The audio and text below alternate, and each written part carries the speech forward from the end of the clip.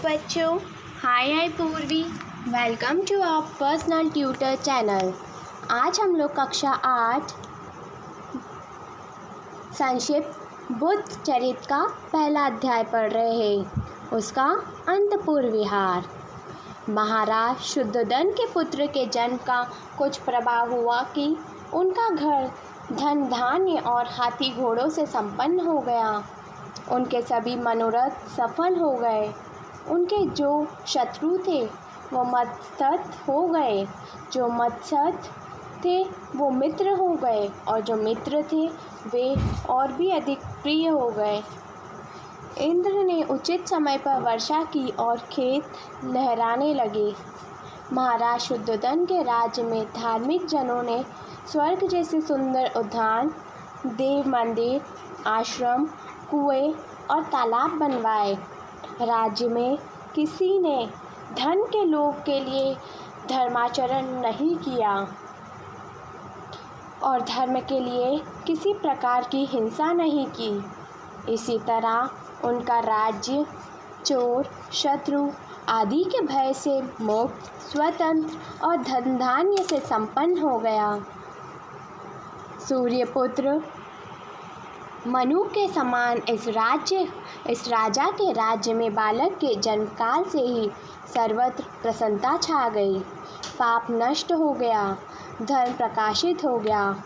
इस बालक के जन्म से ही राज और राजकुल में संपत्ति आई। इसी प्रकार की सीढ़ियाँ प्राप्त हुई।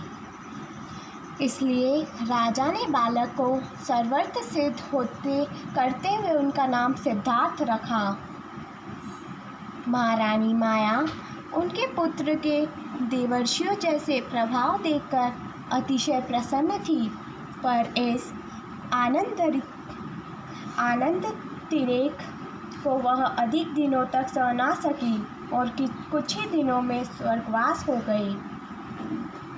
माता के स्वर्गवासी होने पर मासी गोमती ने उस बालक का अत्यंत स्नेहपूर्वक लालन पालन किया। बालक उदयाचल पर उदित सूर्य के समान, वायु प्रेरित अग्नि के समान तथा शुक्ल पक्ष के चंद्रमा के समान धीरे धीरे बड़ा होने लगा। सगे संबंधियों और मित्रों ने बालक को अनेक उपहार दिए। किसी ने बहुमूल्य चंदन के खिलौने दिए तो किसी ने मोतियों की माला दी, किसी ने सोने के रथ तो किसी ने सोने चांदी की रंग बिरंगी पुतलियाँ दी। इस प्रकार बालक सिद्धार्थ विविध प्रकार की बाल क्रियाएं करते हुए बड़ा होने लगा। सिद्धार्थ के कुमारावस्था बीतने पर राजा ने अपने कुल के अनुरूप उसका विधिवत उत्पन्न संस्कार किया और बालक की शिक्षा दीक्षा की समुचित व्यवस्था की। बालक सिद्धार्थ अत्यंत मेधावी थे। जिन विद्याओं को सामान्य बालक वर्षों में सीखते थे उनको उसने कुछ ही समय में सीख लिया। इस प्रकार विद्या अभ्यास करते हुए सिद्धार्थ ने किशोरावस्था पूरी की और वह युवावस्था की ओर आगे बढ़ने लगा। राजा शुद्धोधन को महर्षि असित द्वारा की गई भविष्यवाणी याद थी कि बालक बड़ा होकर मोक्ष प्राप्ति के लिए वन की ओर प्रस्थान कर सकता है। इसलिए उन्होंने अंतपुर में ही व्यवस्था करवाई जिससे सिद्धार्थ की आसक्ति सांसारिक विषयों में बढ़े और वह भोग विलास से इतना विलिप्त हो जाए कि उसे किसी प्रकार का वैराग्य ना हो और वह राजमहल में रहकर भोग विलास में डूबा रहे। इस विचार से राजा शुद्धोधन ने सिद्धार्थ का विवाह करने का निश्चय किया और इसके लिए उपयुक्त कन्या की तलाश शुरू की। अंत में उन्होंने यशोधरा नाम की सुंदर कन्या का चयन किया और फिर बड़े उत्साह से उसका विवाह कुमार के साथ कर दिया।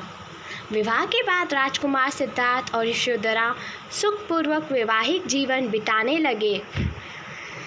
महाराज शुद्धोधन ने राजमहल में ऐसी व्यवस्था की थी कि राजकुमार राजमहल में ही रहे, भोग विलास में तल्लीन रहे और ऐसे कोई दृश्य उनके सामने ना आए जिससे उसके मन में वैराग्य उत्पन्न हो। राजमहल में राजकुमार सिद्धार्थ सुंदर स्त्रियों के नृत्य, गान तथा वीणा वादन आदि का आनंद लेते रहे। सुंदरियों के साथ राजकुमार ऐसे तन्मय हो गए कि राजमहल से बाहर निकलते ही नहीं थे। राजकुमार को भोगविलास में तल्लीन देखकर राजा बहुत प्रसन्न थे, इसलिए उन्होंने और अधिक दान किया, परंतु राजकुमार सिद्धार्थ विषय सुखों से आसक्त नहीं था। उसने चपल घोड़ों जैसे इंद्रियों को वश में कर लिया था। इससे अपने गुणों से सारे राज परिवार और पूर्ववासियों के मन में जीत लिया था। राजा शुद्धोधन कुमार के क्रियाकलापों से अत्यंत प्रसन्न थे। उन्होंने अपने पुत्र की दीर्घ आयु के लिए ग्रहों की पूजा की तथा गायों और स्वर्ण का दान किया। स्वयं सदा सत्य का आचरण करते थे। देश से रहित होकर शासन व्यवस्था चलाते थे तथा प्रजा से अधिक कर नहीं लेते थे। जैसे योगी की इंद्रियां उनके अनुकूल रहती थी, वैसे ही राजा के सदाचरण के कारण सारी प्रजा उनके अनुकूल रहती थी। यशोधरा के साथ राजकुमार सिद्धार्थ के विवाह के कुछ समय बाद उन्हें चंद्रमा के समान सुंदर मुख वाला पुत्र प्राप्त हुआ। उसका नाम राहुल रखा गया। राजा ने बड़े उत्साह के साथ अपने पुत्र का जन्मोत्सव मनाया। उन्हें अब पूरा विश्वास हो गया था कि उनके वंश का विस्तार होगा। जैसे वे अपने पुत्र से प्रेम करते थे, वैसे ही उनका पुत्र भी अपने पुत्र से प्रेम करे। इस अभिष्ट पूर्ति के लिए उन्होंने अनेक धार्मिक अनुष्ठान किए। राजा शुद्धोधन ने अपने पुत्र के लिए राजकाज चलाया, वंश वृद्धि के लिए पुत्र का पालन किया, यश के लिए कुल की रक्षा की और स्वर्ग के लिए वेदों का अध्ययन किया। सामान्यतः राजा अपने राज्य लक्ष्मी की रक्षा के लिए पुत्र की रक्षा करते हैं, परंतु इस राजा ने धर्म रक्षा की इच्छा से पुत्र की रक्षा की। बच्चों, I hope you like this video. Enjoy your day. Thank you.